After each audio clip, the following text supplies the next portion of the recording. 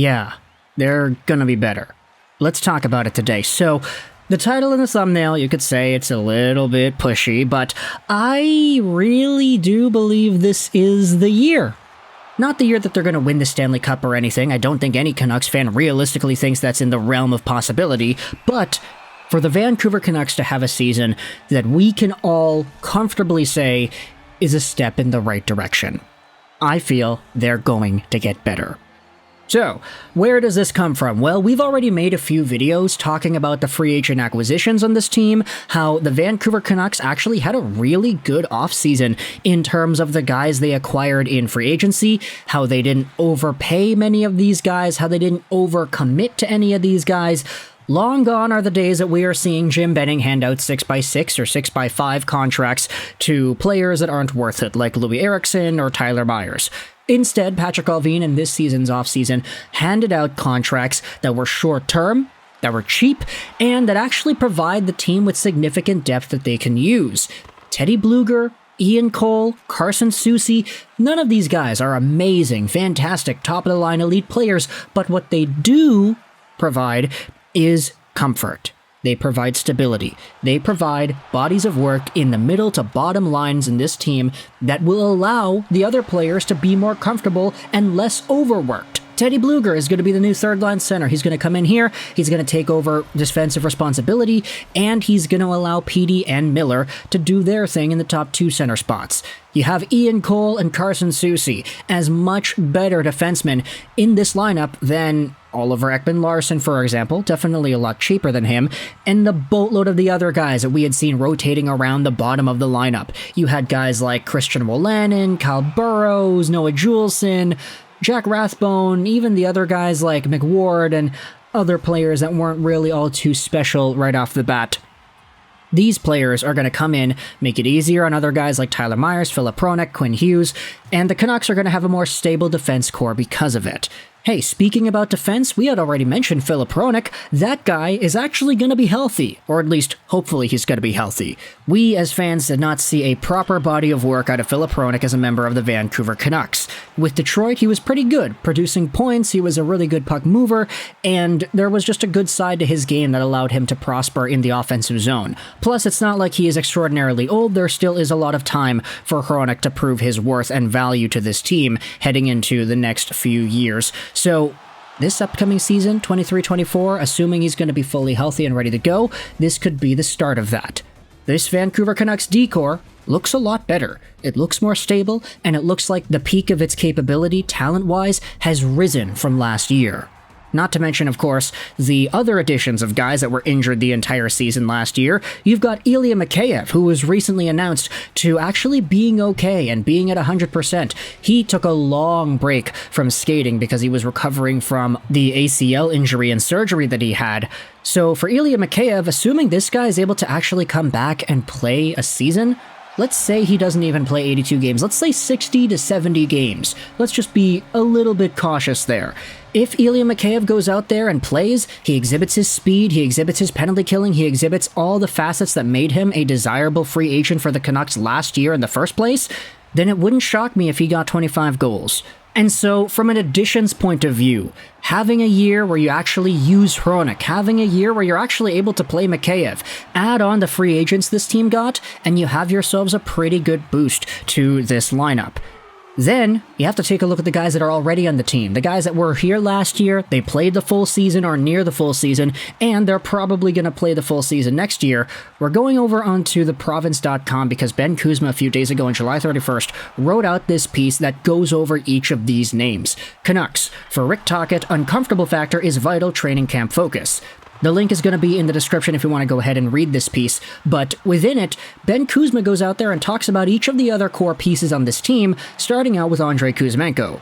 Globe-trotting winger Kuzmenko has embraced the coach's edit. His posts of training from the Indonesian island of Bali have become must-see viewing of demanding uphill running and inventive weight training segments. He looks committed, and he looks ripped. There also is a write-up here about Brock Besser, who, instead of going to the Beauty League, has started to make training and skating his priority. Elias Pettersson has not looked like he has missed a day of training, and the visual evidence proves he is still placing peak fitness ahead of being distracted about the parameters of a contract negotiation.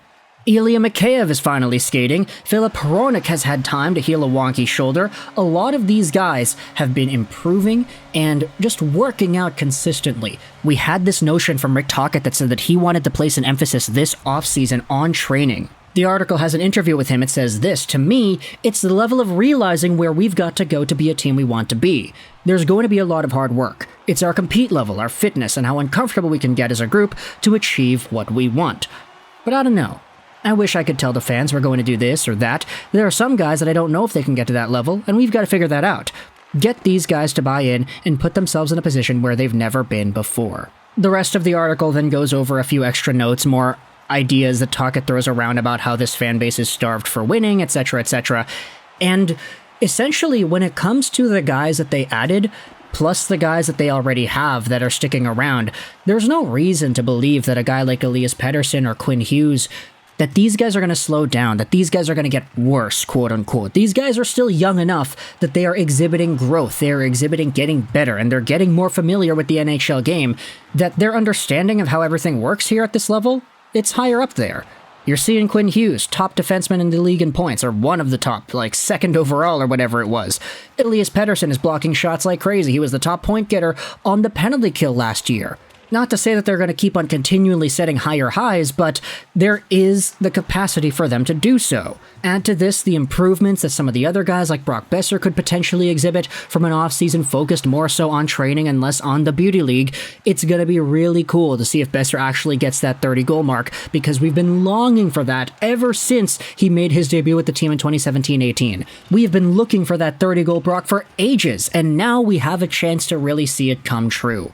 Not to mention how he, hopefully at least, I want to be very careful with my words here, hopefully has had the time to properly heal mentally from the loss of his father and allowed himself to just enjoy the game more. That was something that came across a lot in the interviews he had at the end of the year, so hopefully it carries forward into this upcoming season. Hopefully the confidence instilled from this new training, from the extended focus on training and not just kind of chilling out on the beauty league, is actually going to have some benefits. Because sure, it was interesting, it was cool seeing Brock Boeser score like 5 points a game in the Beauty League tournament, but you could just watch from the clips, nobody was back-checking there, it was just kind of chill, it was relaxed, it was just them doing whatever, and as a result, I mean, you could understand why the idea of him taking a year off from the league and instead focusing on training actually seems like a pretty productive decision.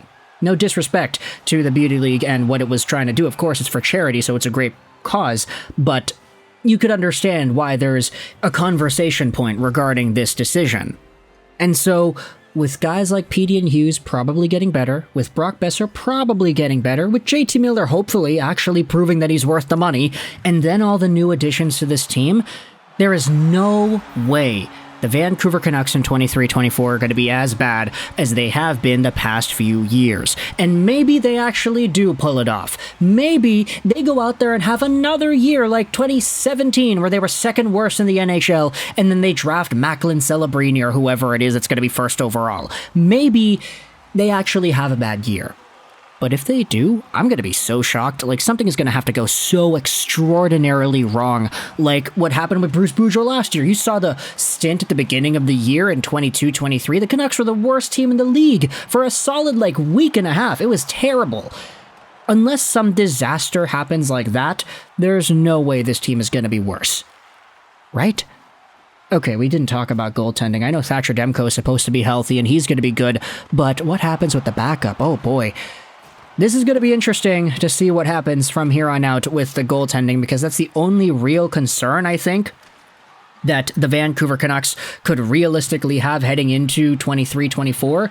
I mean, if you look at their cap friendly, who do they have in net? They have Spencer Martin, signed for one more season. He was not great in the performance that he had this season.